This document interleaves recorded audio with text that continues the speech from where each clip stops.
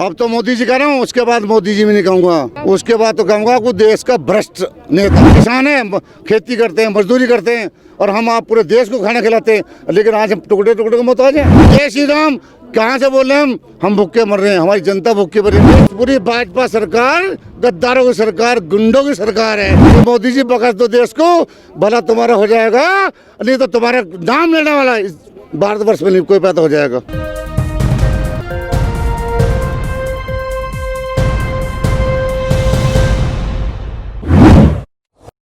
एक बार फिर मैं किसानों के बीच आ गई हूँ आपको ये दिखाने के लिए कि किस तरीके से किसान गुजारा कर रहा है। यहाँ पे खुले आसमान के नीचे सरकार को कोई फर्क नहीं पड़ रहा है। तारीख पर तारीख दी जा रही है, लेकिन फिर भी सरकार स्पष्ट कर दे रही है हर वार्ता में कि कानून वापसी नहीं होगा।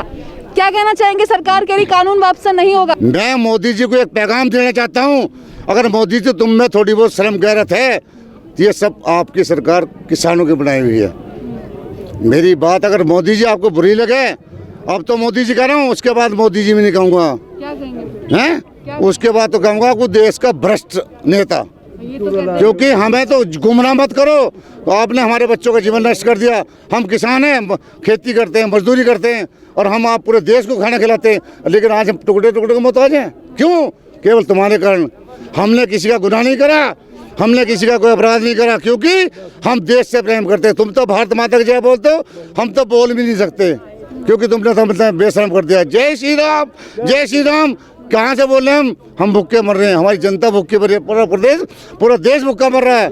किसान यहाँ 26 दिन से पड़े हैं, आपने आज तक हमारा हाल नहीं पूछा तक, क्योंकि हम जाए कहाँ। जिसका सुनो, जिसका हमें आज तक भी आपने हाल तक नहीं पूछा। हमें तारीख पे तारीख, वो दामनी वाली कहानी होगी, दामनी वाली कि तारीख पे तारीख, तारीख पे तारीख।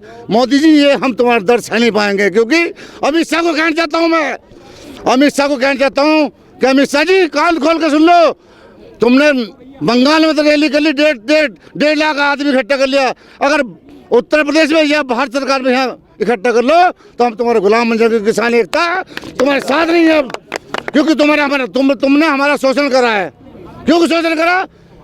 कभी तो राजनीति करते हो बच्चों के भविष्य के लिए, कभी करते हो बेटियों के विवाह के लिए, और कभी करते हो तो तुम राम मंदिर के लिए। राम मंदिर 136 धारा तुम बता कर दी थी, तुमने एक दी थी। ये तो केवल भारतवर्ष की दिक्कत थी, किसानों की एकता थी, तुमने 136 धारा छोड़ दी।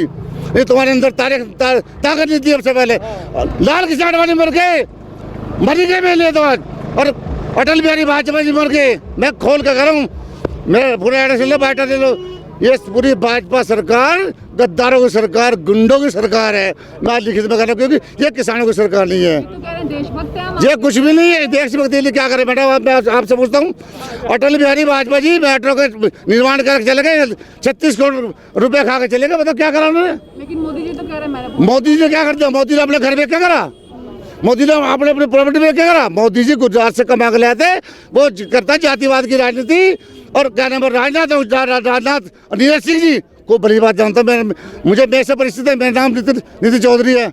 मुझे राजनाथ का लड़का नीरज भी जानता है और राजनाथ जी जानते हैं। मुरादनगर विधानसभा से हूँ मैं, विधानसभा महाशिष्ट हूँ। मैं उंगली उठा कर बात कर रहा हूँ सामने, क्योंकि दिल दुखता हमारा। और हम भूखे पर प्यासे पड़े, हमारा कोई डिमांड तो करो। ब्राह्मण को 40% दे दिया, SC कोटा हटा दिया। अरे क्या कमा लोगे? तो कोरोना चला, कहाँ कोरोना? ये पब्लिक यहाँ पड़ गई मरेगी, कौन देगा? कहाँ किसके पास मास है? ये कहाँ का कोरोना? अब 8-8 हज़ार रुपये चेकअप क्यों नहीं हो रहा? 8-8 9 हज़ार चेकअप क्यों नहीं हो रहा? मेरी बात अगर बुरे लगा किसी को, मेरे जूते मारने में सिर में। और कहता हूँ मोदी से, मैं मोदी जी अब कह रहा मोदी जी कहता हूँ कि मोदी जी बकस दो देश को, भला तुम्हारा हो जाएगा, नहीं तो तुम्हारा नाम लेने वाला इस भारतवर्ष में नहीं कोई पैदा हो जाएगा। इतना गुस्सा क्यों गुस्सा है? क्योंकि उसने हमारा दिल दुखाया है। और आप भी हमारी बहन बेटी हैं, उसने हमारी बहनों को, हमारी बेटी को सताया है। और इसके कलंकपूर्ण अपने भारत देश से पैसा कमा। कहाँ गए 36 करोड़ रुपए? कहाँ गए 15-15 हज़ार रुपये जो खाते में आते थे? कहाँ गए? बताइए मुझे आप। भाई 15-15 हज़ार रुपये खाते थे, कहाँ गए मुझे बताइए आप। ब्लैक मनी कहाँ गई? बलियों से ब्लैक GST लगा दी हम पे। भाई GST लगा दी, कहने में जो व्यापारी थे GST लगा दी। मैं सत्यवाणी दिल से बोल रहा हूँ, मैं आत्मा से बोल रहा हूँ, मैं कोई बनावटी बात नहीं कर रहा हूँ। मैं कह रहा हूँ कि मेरा पैगाम अमित शाह, राजनाथ तक तो जोड़ बोलने चाहिए। राजनाथ जी को जब से जानता हूँ कि जब के गोल मार्केट में रहते थे, उनके पास कुछ भी नहीं था, हार गए थे। मस्ती बस क्या समझ सकते मेरे राजनाथ भी तो कह रहे हैं कानून भले के लिए, मोदी जी आपके हित में। क्या है मेरे क्या कर रहा है हमारे समाज के लिए। अगर आप हमारी बहन बेटी हैं और आपका को हम सक्सेस नहीं कर सकते तो हम कहाँ जाकर डोका बने, बताइए। आप क्या कहना चाह रहे थे? मैं तो ये कहना चाह रहा हूँ, ठीक है, हम हमारे मोदी जी से कहना ये चाह रहा हूँ कि ये देश का भविष्य सोच रहे थे ना कि देश का भविष्य उज्जवल होगा, तो देश का भविष्य उज्जवल नहीं हो रहा, ये नीचे जा रहा है। कैसे नीचे हो रहा है? नीचे ऐसे जा रहा है क्यों मैं बताऊँ, 1 साल तो तुम्हारा लॉकडाउन में निकल गया। बच्चों की पढ़ाई, आज बच्चों जो पहले जानते थे ना पढ़ना, उनसे आज पूछ लेना कुछ नहीं जानते, जो छोटे बच्चे हैं पढ़ने में। 1 साल पूरा बेकार हो गया। अब जनवरी चालू होगी, 1 जनवरी, 15 दिन की छुट्टी फिर बढ़ा दी उन्होंने। तो क्यों बढ़ा रहे हो? ये कोरोना कुछ नहीं है, ये खाली एक चाल है।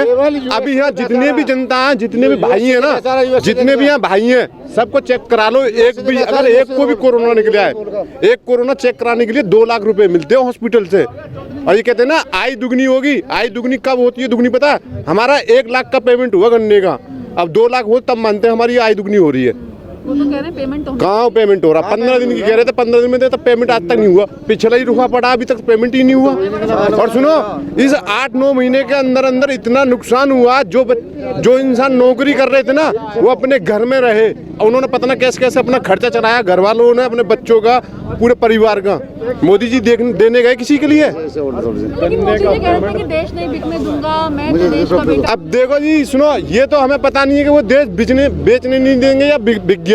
देश तो बिक गया, इतना तो हमें पता है। ये 1 साल से तो ये ट्रेन नहीं चली। क्यों नहीं चली ट्रेन? कहाँ है वो कोरोना?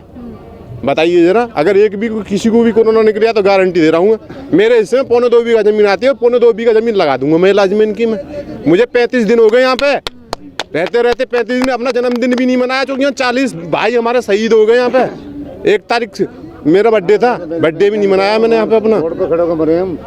तो मोदी, हाँ जी, घर वालों ने कहा आजा बेटा, मैंने कि नहीं आऊँगा भाई जब तक पूरा काम नहीं हो जाएगा। क्योंकि अगर देश को अगर इन्हें जुबल बनाना है तो देश के लिए करें, दूसरे देश के लिए नहीं करें। इतना गुस्सा क्यों है किसान? भाई उनके हाथ में बेच दिया ना देश, वो उनकी सोचते हैं। अब सुनो, हमारा ही आलू हमसे 10 रुपए में किलो में खरीद लिया, उसी आलू को हम 50 रुपए किलो लाए खरीद के, बताना 80-90 किलो बिक रहा। बताओ जरा। हमारा आलू का कट्टा 800 रुपए का जा रहा है, और वो जब हम खेती में अपना बीज बोते हैं ना, बीज लेने जाते हैं, अगर जिसके पास है वो तो ले आएगा गोदाम से, जिस पर नहीं है तो 2500 रुपए का कट्टा मिलता है। क्यों मिलता है वो? लेकिन मोदी सरकार से हमने राफेल लेकर आए हैं। अरे राफेल लेकर आए तो राफेल से उससे कौन से को जवाब दे दिया उन्होंने? उस राफेल से ये बता दीजिए। घर में घुस के मारा है हमने। हैं? अरे हमारे भाइयों ने मारे घर में घुस के अंदर जा जाके। हम तो राफेल हटा दो और हमें पिस्टल ही दे दो, हम पिस्टल से मार देंगे। वो तो राफेल की बात कर रहे हैं, हमें तो हम जीतना, हमारे अंदर का मरने को तैयार अपने देश के लिए। अब वो तो वही जाने उनका 56 इंच के सीना है या नहीं है। अरे हमें तो लगता नहीं है। जब उन्होंने ये हमारे देश के जो गरीब बच्चे घूम रहे हैं यहाँ पे कूड़ा मिलने, क्या ये अच्छी शिक्षा के लिए हकदार नहीं है क्या? मानते हैं इनके लिए कराया, अच्छा कराया, कूड़ा क्यों मिलेंगे? ये भी तो एक अच्छा खाना पहनना जानते हैं। आज यहाँ ये भंडारा लग रहा है, ठीक है, यहाँ खा रहे बेचारे, तो इनके अच्छे दिन है, ये सोच लो। यहाँ बैठे कि आप ही लोगों की जान जा रही, सरकार को कोई फर्क नहीं पड़ रहा। देखो सरकार को तो मानना पड़ेगा। जब तक सरकार नहीं मानेगी यहाँ से हटेंगे नहीं हम पीछे। अभिनंदन। अभी 26 जनवरी की तैयारी हो रही है, हर जगह देख लो, परेड चालू हो जाएगी कल से। लाल किले में 26 जनवरी मनेगी। थोड़ी कहानी बताऊं। अब देखना यहाँ से ट्रैक्टर निकलेंगे पूरी दिल्ली के अंदर। फिर भी प्रधानमंत्री को फर्क नहीं पड़ेगा। मानना तो पड़ेगा उन्हें, जिंदाबाद मानना पड़ेगा उन्हें। 1 मिनट मैडम, अगर देश का अच्छा सोच रहे हैं तो देश के लिए करना चाहिए उन्हें। जो कहते हैं ना बातें करे, वो तो कह रहे हैं मैं कर रहा हूँ। और सुनो, अरे उन्होंने कहाँ करे, इन्होंने के रोड बनवा दिए। अब सुनो मैं बताऊं, उन्होंने हमारी जो पताई जो बोलते हैं उस पर जुर्माना लगा दिया। दिल्ली के अंदर, नोएडा के अंदर कितनी फैक्ट्रियां जिसमें उनमें प्रदूषण नहीं हो रहा क्या? बताओ, उन पर क्यों नहीं जुर्माना लगाया? क्योंकि वहाँ से पैसा मिलता है। मैं यूं कहना चाह रहा हूँ, झूठ इसलिए बोल रहे हैं मोदी जी कि मोदी जी कह रहे हैं कि हमने कर्जा माफ़ कर दिया किसानों का, हमने फसल का 1.5 गुना दाम दे दिया। स्वामीनाथन के हिसाब से 1.5 गुना फसल का दाम दे रहे हैं हम भी उसी चीज़ को मांग रहे हैं। मोदी जी उस 1.5 गुने की गारंटी दे दो, C2+ की गारंटी दे दो, उसी चीज़ को लिखित में दे दो। हम उसी चीज़ को मांग रहे हैं। झूठ तो इसलिए बोल रहे हैं कि वो कह रहे हैं हम दे रहे हैं, हम उस चीज़ को कह रहे हैं उसका कानून बना दो, उसे लिखित में दे दो, उसको लिखित में दे दो कि हम दे रहे हैं। आपने कहा अभी कि आमदनी दुगनी करेंगे, कितने की दुगनी करेंगे? इनके जो कृषि संशोधन केंद्र है वो शाहजहाँपुर है, बरेली है, मुजफ्फरनगर है, मेरठ है, उसमें गन्ने के मूल्य की, गन्ने पे जो लागत आती है उसका 300 रुपये लागत का खर्च इनके शाहजहाँपुर जैसे वो लोग आंकड़े बता रहे हैं, इन्हीं के लोग 300 रुपये जब हमारा खर्च गन्ने पे आ रहा है तो उसका 1.5 गुना 450 रुपये बैठता है। हमें और कुछ नहीं चाहिए, हमारा 450 रुपये का रेट गन्ने का कर दें ये लोग, हमें और कुछ नहीं चाहिए, हमारा भुगतान 14 दिन के अंदर कर दें। ये कानून, एक कानून ये कहते हैं बार बार कांग्रेस ने नहीं करा। कांग्रेस ने जब कुछ नहीं करा तभी तो तुम्हें बढ़िया समझ के वोट दिया था कि हम बढ़िया करेंगे, और जब कांग्रेस ने नहीं करा और तुम भी उसी रास्ते पर जाओगे तो कैसे बढ़िया रह गए, फर्क क्या रह गया। एक कानून सन 47 से शुगर एक्ट में लिखा हुआ है कि गन्ने का भुगतान 14 दिन के अंदर होगा, नहीं होगा, पहले सुन लो, जो नहीं होगा तो 15% ब्याज उस पर दिया जाएगा। उसका भुगतान पिछले साल का, अभी हमारे मिल का चल के देख लो मोदी जी, अगर अभी पिछले साल का भुगतान अभी तक नहीं हुआ, अभी मार्च तक का भुगतान हुआ है, पिछले साल का 2-2.5 महीने का भुगतान हमारा बकाया है। तो उस कानून को अगर ये लागू कर देते तो हमें गन्ने का पैसे मांगने की क्या ज़रूरत थी, क्या आवश्यकता थी उस गन्ने के भुगतान के लिए। फिर कहते हैं हम न्यायालय के आदेशों का पालन करते हैं। उसके लिए मैं बताऊं, वीएम सिंह जी ने उस ब्याज के आदेश 2 बार कोर्ट से कराए, न्यायालय से, उन आदेशों का पालन आज तक नहीं हुआ, ब्याज आज तक नहीं दिलवाया गया। सारी मीडिया खरीदी है मोदी जी की, IBN से आज तक ये जितने भी चैनल चले सारे मोदी जी खरीदे हुए हैं। मोदी जी के खिलाफ नहीं जा सकते क्योंकि इन्हें चैलेंज चलाना बेचारों को अपना। मोदी जी से हमारा पैगाम है, आज भी कह रहा हूँ किसान यूनियन का प्रदेश अध्यक्ष में नितिन चौधरी, ग्राम मेरा काजमपुर है, कि मोदी से हाथ जोड़ के निवेदन कि मोदी जी और योगी जी, कि अब कहता हूँ मोदी और योगी कि तुम नाज नहीं खा पाओगे। सभी अहम खबरों के लिए न्यूज़ MX को सब्सक्राइब करें, साथ ही बेल आइकॉन को जरूर दबाएं। लाइक, शेयर, कमेंट करना ना भूलें।